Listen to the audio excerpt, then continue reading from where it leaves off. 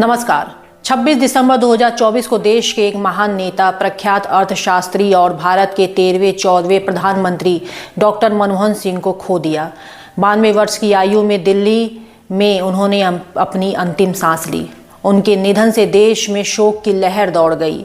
पूर्व प्रधानमंत्री की मौत के बाद 7 दिवसीय राष्ट्रीय शोक की घोषणा की गई है। 7 दिवसीय शोक अवधि के दौरान पूरे देश में राष्ट्रीय ध्वज आधा झुका रहेगा और कोई भी आधिकारिक मनोरंजन नहीं होगा।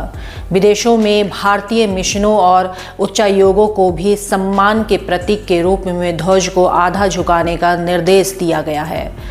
डॉक्टर मनमोहन सिंह का जन्म 26 सितंबर 1932 को अविभाजित भारत के पंजाब के गाह गांव में, जो अब पाकिस्तान में है, हुआ था। विभाजन के दौरान उनका परिवार भारत आ गया। बचपन से ही पढ़ाई के प्रति उनका लगाव था। उन्होंने पंजाब विश्वविद्यालय से अपनी पढ़ाई पूरी की। इसके बाद कैम्ब्रिज विश्वविद्यालय और ऑक्सफोर्ड विश्वविद्यालय से अर्थशास्त्र में डॉक्टरेट की उपाधि प्राप्त की। डॉक्टर सिंह ने अपने करियर की शुरुआत एक शिक्षक के रूप में की और बाद में भारतीय प्रशासनिक सेवाओं में कदम रखा। अपने विरोधियों से मनमोहन उपनाम पाने वाले मनमोहन सिंह ने भारत में लाइसेंस राज को खत्म किया, मजबूत अर्थव्यवस्था की नींव रखी। उनके पहले बजट के बाद शेयर बाजार में उछाल आया, लेकिन 2G राष्ट्रमंडल खेल और कोयला ब्लॉक आवंटन घोटाले ने उनके रास्ते को मुश्किल बनाया। साल 1991 में भारत में आर्थिक संकट का दौर भारत ही नहीं पूरी दुनिया के लिए एक मुश्किल का दौर था। कारण था गल्फ वार यानी खाड़ी युद्ध। इस साल अमेरिका ने इराक पर हमला किया। ये ऐसा पहला युद्ध था जिसको टीवी पर लाइव दिखाया गया था। इस युद्ध के कारण भारत में तेल की भारी कमी हो गई। नतीजन क्रूड ऑयल की कीमत आसमान छूने लगी और भारत के पास पैसा नहीं था, बस काम चलाने भर ही बचा था। जाहिर है भारत भारी इकोनॉमिक क्राइसिस का सामना कर रहा था। संकट इतना गहरा गया था कि भारत को चोरी छिपे अपना सोना गिरवी रखना पड़ा था। केंद्र में नरसिम्हा राव की सरकार थी। 1991 के जून महीने में उन्होंने मनमोहन सिंह को अपना वित्त मंत्री चुना और जुलाई महीने में रुपया सिर्फ लुढ़का ही नहीं बल्कि लौट गया, बल्कि उससे भी बुरा हुआ। रुपए का मूल्य 18% गिर गया। मनमोहन सिंह ने इसकी जिम्मेदारी लेते हुए राव के सामने अपना इस्तीफा पेश किया, लेकिन राव ने इसे स्वीकार नहीं किया। पूर्व प्रधानमंत्री डॉक्टर मनमोहन सिंह 1972 से 1976 तक भारत सरकार के मुख्य आर्थिक सलाहकार रहे।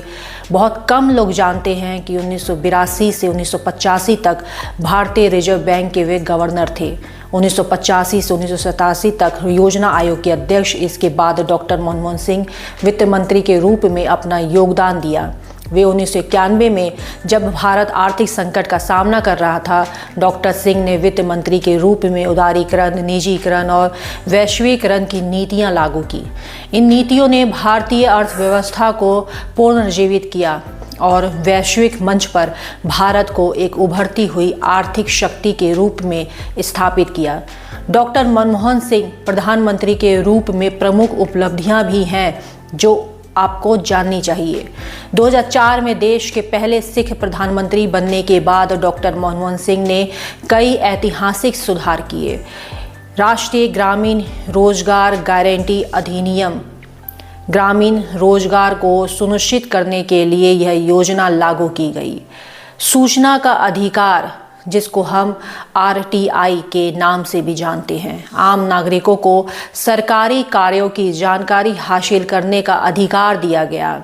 आज जो हम अपनी पैनी नज़र सरकारी कामों पर रखते हैं, उस पर आवाज़ उठा सकते हैं, वह इसी अधिनियम के तहत है, जिसको पूर्व प्रधानमंत्री डॉक्टर मनमोहन सिंह ने लागू किया था। आधार योजना, हर भारतीयों को यूनिक पहचान देने की शुरुआत की गई और आज हम सभी के पास अपना आधार ID है, जिसको हम अपनी पहचान के रूप में इस्तेमाल करते हैं। डायरेक्ट बेनिफिट ट्रांसफ़र DBT, लाभार्थियों तक सीधे पैसे पहुंचाने की प्रक्रिया भी प्रधानमंत्री मनमोहन सिंह की सरकार लेकर आई थी। किसान कर्ज माफी योजना 60,000 करोड़ रुपए की कर्ज माफी से किसानों को राहत दी गई।